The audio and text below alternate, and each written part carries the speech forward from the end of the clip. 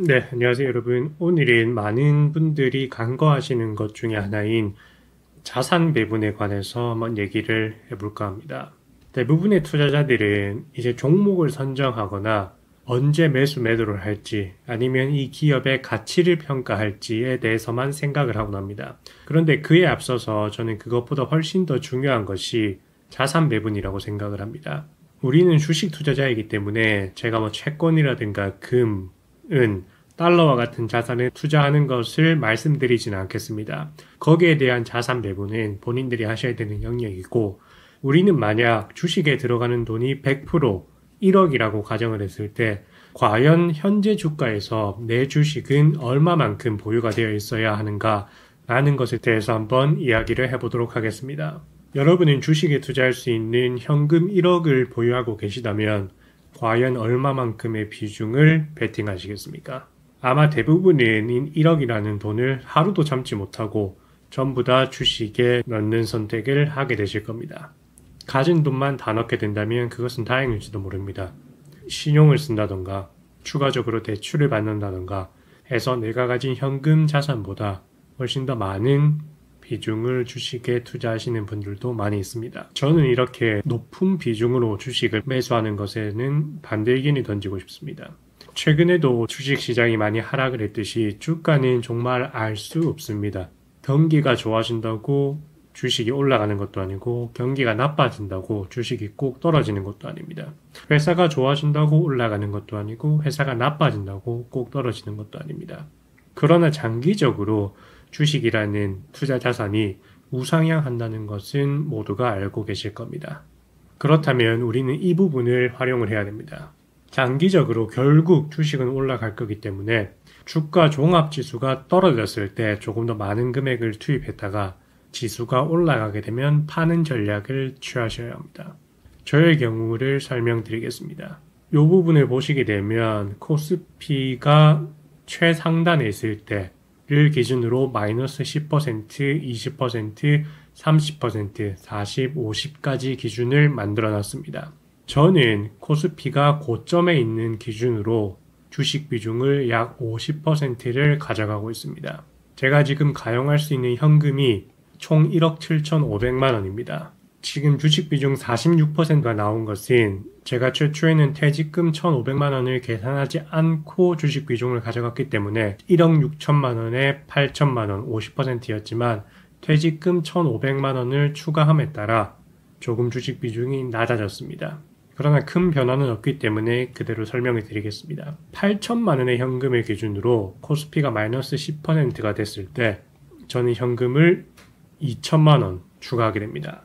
그렇게 되면 제가 가진 주식 비중은 1억이고 이것이 퍼센트로 나타나게 되면 약 57%의 비중입니다. 그리고 코스피 지수가 마이너스 20%가 됩니다. 그러면 저는 또다시 2천만 원을 투자하게 됩니다. 제가 가진 주식은 1억 2천만 원입니다. 그리고 남아있는 현금은 4천만 원과 퇴직금 1,500만 원을 합친 5,500만 원입니다. 지금 현재 코스피 지수를 한번 살펴보도록 하겠습니다. 지금 이게 코스피 지수를 주봉으로 나타낸 것인데요.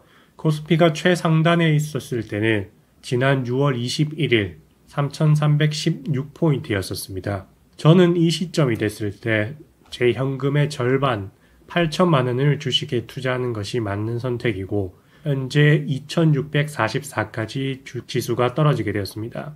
이것을 역으로 한번 계산을 해보도록 하겠습니다. 현재 지수 2,644에서 나누기 3,316을 하고 곱하기 100을 하겠습니다. 현재 79.7, 약 80%라는 수치가 나옵니다. 즉 고점 대비 20% 하락해 있다는 말입니다. 그렇기 때문에 저는 코스피가 20% 떨어졌을 때인 주식 비중을 약 70% 금액으로 하면 1억 2천만 원을 가져가야지 맞는 선택입니다. 제가 지금 보유하고 있는 주식을 보여드리겠습니다. 총 두 가지 계좌로 나눠져 있는데 첫 번째는 스윙이고 두 번째는 장기입니다. 제가 실제로 투자를 하고 돈을 벌고 있는 계좌는 이 장기 계좌입니다. 스윙에 대해서 잠깐 설명해 드리면 이 500만 원이라고 나와 있는데 500만 원으로 스윙 투자를 한번 도전해 보려고 지금 따로 계좌를 만든 상태입니다. 제가 하지 않는 새로운 기법을 한번 하나 더 개발을 하고 싶어서 지금 테스트 중인 계좌이고요. 그래서 여기 있는 계좌는 사실 없다고 봐도 되지만 일단은 이 500만 원은 제 총자산에 산정을 하였습니다. 밑에 있는 이 장기 부분이 제가 실제로 들어가고 있는 종목입니다.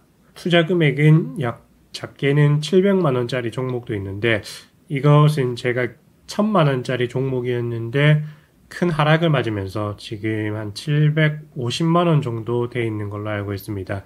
이 700만 원은 최하단에 있을 때 700만 원을 갔었기 때문에 제가 그대로 놔둔 상태입니다. 약 1,500에서 1,000만 원 정도를 투자하고 있고요. 종목당. 현재 종목은 11종목입니다. 제가 종목 이름을 말씀을 드릴 수가 없고 그 비중에 대해서만 잠깐 설명을 드리겠습니다. 자, 그러면 여기에 있는 이 500만 원과 1억 1,800만 원이라는 돈을 합치게 되면 제가 주식에 총 들어간 금액은 1억 2,300만 원입니다. 이것을 제 전체 자산의 비중으로 계산하게 되면 71%, 약 70%라는 비중을 나타내게 됩니다. 아까 제가 위에서 보여드렸던 코스피가 마이너스 20%가 됐을 때 저희 주식 비중은 70%여야 된다고 했습니다. 그렇기 때문에 저는 완전 정확하진 않지만 지금 주식 비중을 70%로 가져가고 있고요. 현금 비중은 20.2%, 그리고 퇴직금이 8.7%, 그래서 현재 바로 가용할 수 있는 현금을 따지게 되면 5천만 원이라는 금액이 나오게 됩니다. 그렇다면 퇴직금을 제가 왜 넣었냐라고 하면 퇴직금도 결국 중도 인출이 가능합니다. 퇴직금이라는 게 좋게 보시는 분들도 있긴 한데 저는 이렇게 회사라든가 아니면 국민연금도 마찬가지죠. 이런 기업에서 제 자산을 굴려주는 거를 별로 좋게 생각하진 않습니다. 왜냐하면 제가 굴리게 되면 그거보다 더 큰 금액을 벌 수가 있기 때문에 굳이 회사에 들어가 있는 돈을 단순히 넣어놓기보다는 저도 퇴직금을 무조건 빼진 않습니다. 그런데 이렇게 현금성 자산에 포함을 해서 계산을 하게 되면 레버리지 효과까지는 아니지만 제가 조금 더 주식으로 활용할 수 있는 금액이 늘어나게 됩니다. 그리고 여기 밑에 한 가지 더가 있는데 이 비중은 어떤 것이냐면 제가 대출을 받을 경우를 포함을 해서 계산을 한 것입니다. 대출은 무리한 대출은 아니고요. 제가 약 1년에서 한 2년 정도 사이 회사에서 받는 월급을 대출 상환금으로 메우게 되었을 때 충분히 문제없이 상환할 수 있는 금액으로 정하였습니다.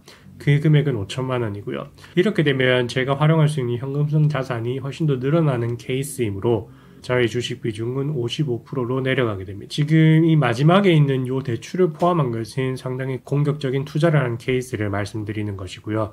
그러나 지금은 시장이 한 방향을 보이지도 않고 왔다 갔다 하고 있는 상황입니다. 그렇기 때문에 너무 무리한 투자는 지양하도록 하고 현재 주식 비중은 현금성 자산, 현금과 퇴직금을 합했을 때 70%에 들어가 있는 게 맞다고 판단을 하고 있습니다.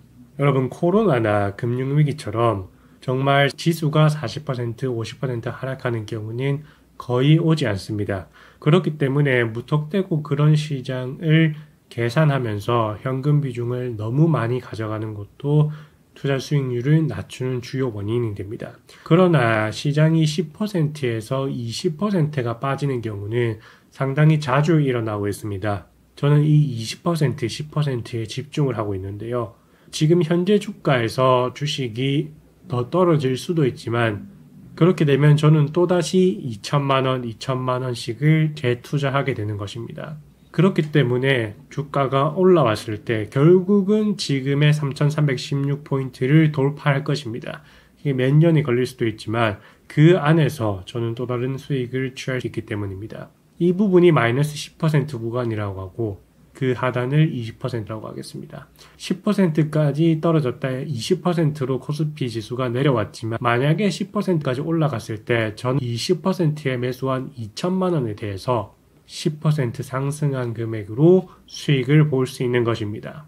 결국 박스권에 코스피가 갇힌다고 한들 저는 지수에 따른 투자 금액 조정이 있기 때문에 결국 계속해서 수익을 낼 수 있는 것입니다. 이것은 30과 20% 사이에서 지수가 왔다 갔다 하더라도 결국 저는 수익을 냅니다. 40과 50% 사이에서도 이 기준은 똑같이 적용이 됩니다. 그렇기 때문에 여러분들도 투자를 하심에 있어서 좋은 종목을 선택하시는 것도 중요하지만 이것처럼 자산 배분을 먼저 철저히 하신 다음 주식 투자를 하시기를 바라겠습니다.